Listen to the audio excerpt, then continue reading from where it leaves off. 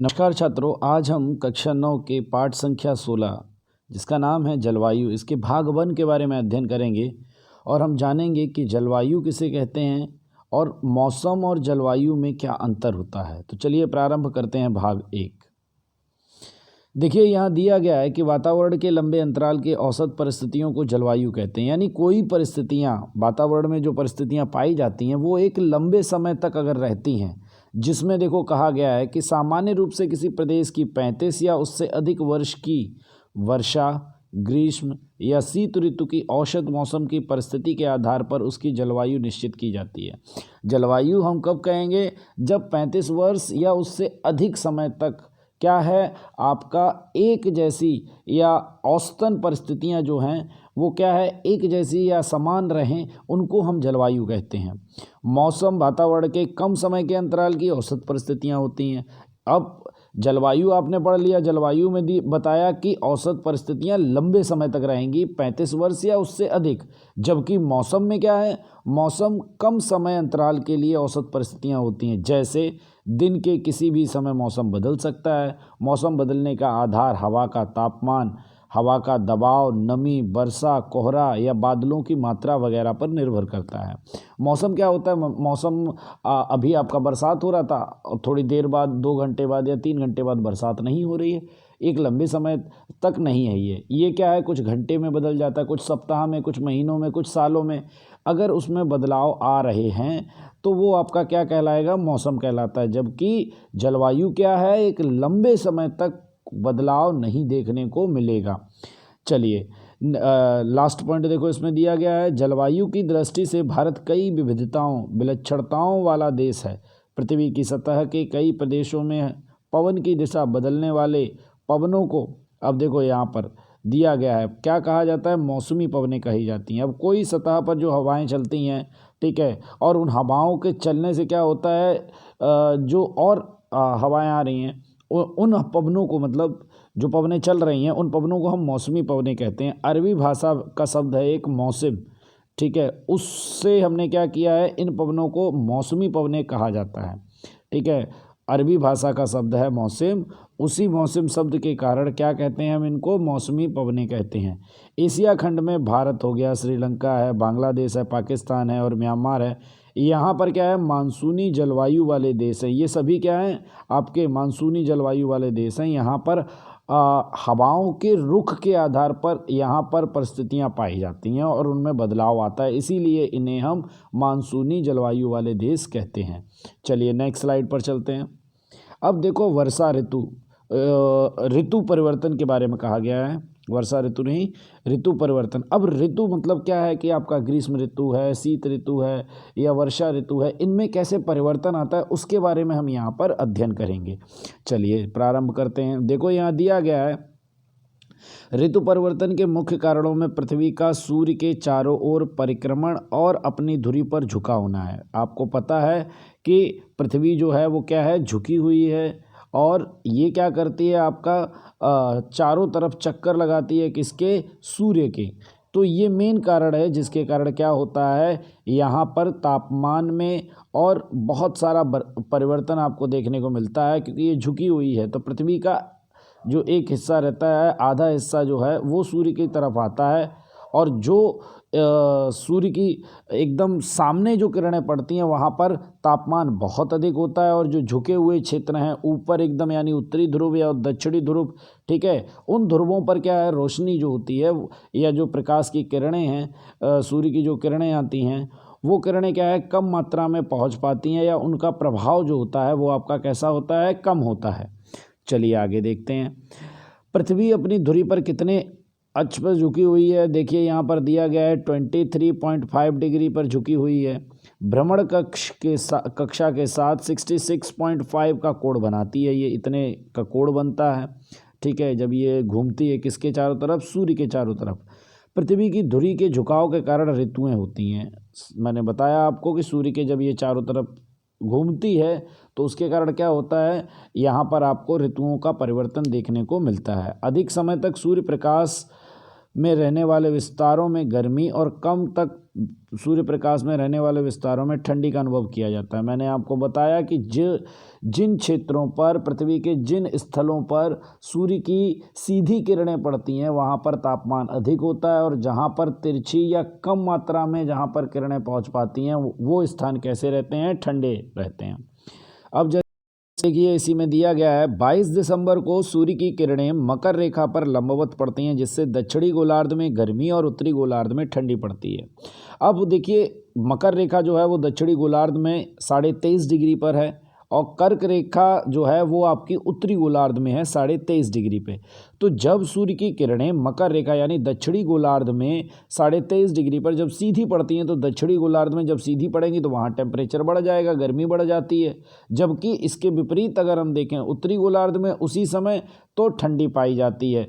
इसीलिए क्या होता है कि भारत में रातें क्या होती हैं? ठंडी में बड़ी होती हैं और ठंडी का अनुभव होता है। उसी तरह 21 जून को कर्क रेखा पर सूर्य की सीधी पड़ती हैं रेखा। जब आप देखते हैं ना जून आता है, जून जुलाई, तो उसमें गर्मी होती है, आपकी छुट्टियां होती हैं जून में, ठीक है। तो उस समय क्या होता है 21 जून को कर्क रेखा जो उत्तरी गोलार्ध में है 23.5 डिग्री पर, ठीक है, उस पर सूर्य की सीधी किरणें पड़ती हैं, जिसके कारण वहाँ पर क्या होता है? दिन बड़े होते हैं और रात छोटी होती है। यहाँ पर देख लीजिए ये दिया गया है, आप अपनी किताब में जब देखेंगे तो कर्क रेखा आपको उत्तरी गोलार्ध में मिलेगी, बीच में आपकी विषुवत रेखा है जो पृथ्वी को दो समान अर्धगोला उसमें बांट देती है, और इसके अलावा मकर रेखा आपको दक्षिणी गोलार्ध में मिलेगी।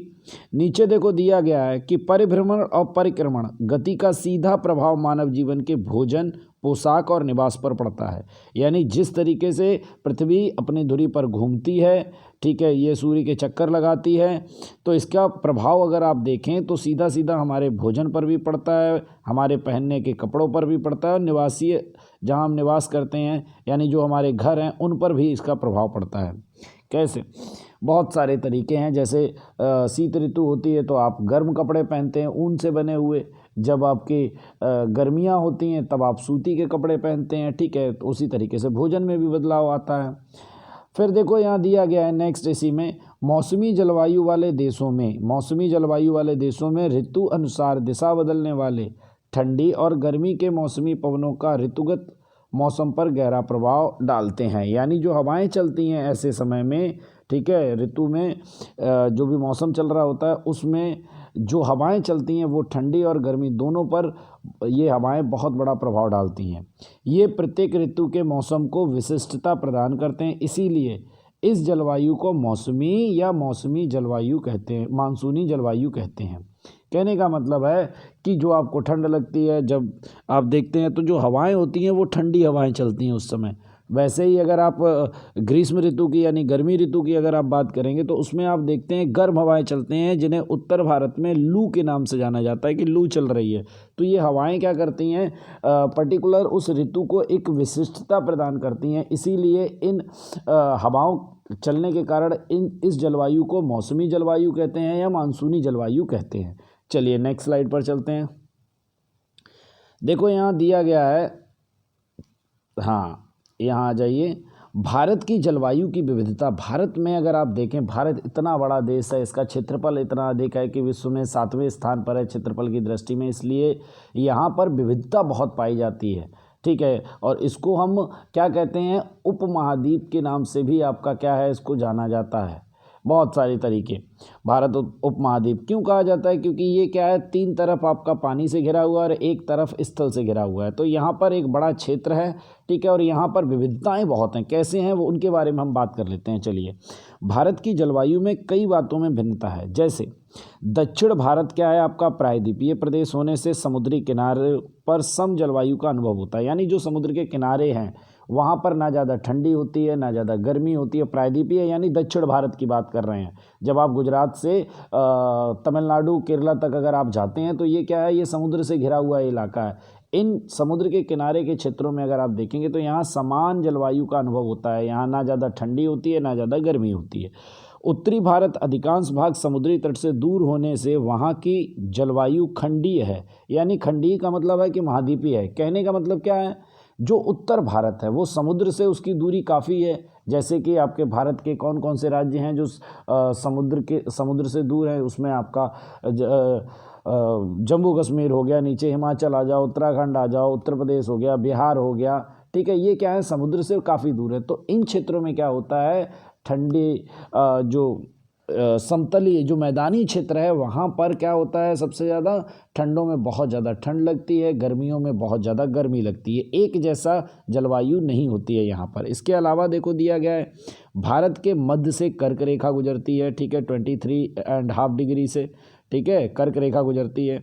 दक्षिण भाग उष्णकटिबंध में और उत्तर भाग समशीतोष्ण कटिबंध में आया हुआ है। उष्णकटिबंधीय जहाँ पर गर्मी थोड़ी ज़्यादा होती है, समशीतोष्ण मतलब जहाँ पर मौसम जैसे ऋतुएं बदलती हैं उस हिसाब से वहाँ पर बदलाव अधिक देखने को मिलते हैं। परिणाम स्वरूप क्या होता है कि हमारे देश के अलग अलग भागों में जो अलग अलग स्थान है वहाँ का तापमान अलग है, वहाँ पर होने वाली वर्षा जो है वो अलग पाई जाती है। तो भारत में एक बड़ा अंतर आपको देखने को मिलेगा। जैसे उदाहरण स्वरूप अगर हम बात करें कि उत्तर कश्मीर में स्थित लेह हो गया या द्रास क्षेत्र हो गया, यहाँ पर ठंड में -45 डिग्री तक तापमान क्या है आपका पहुँच जाता है, नीचे चला जाता है।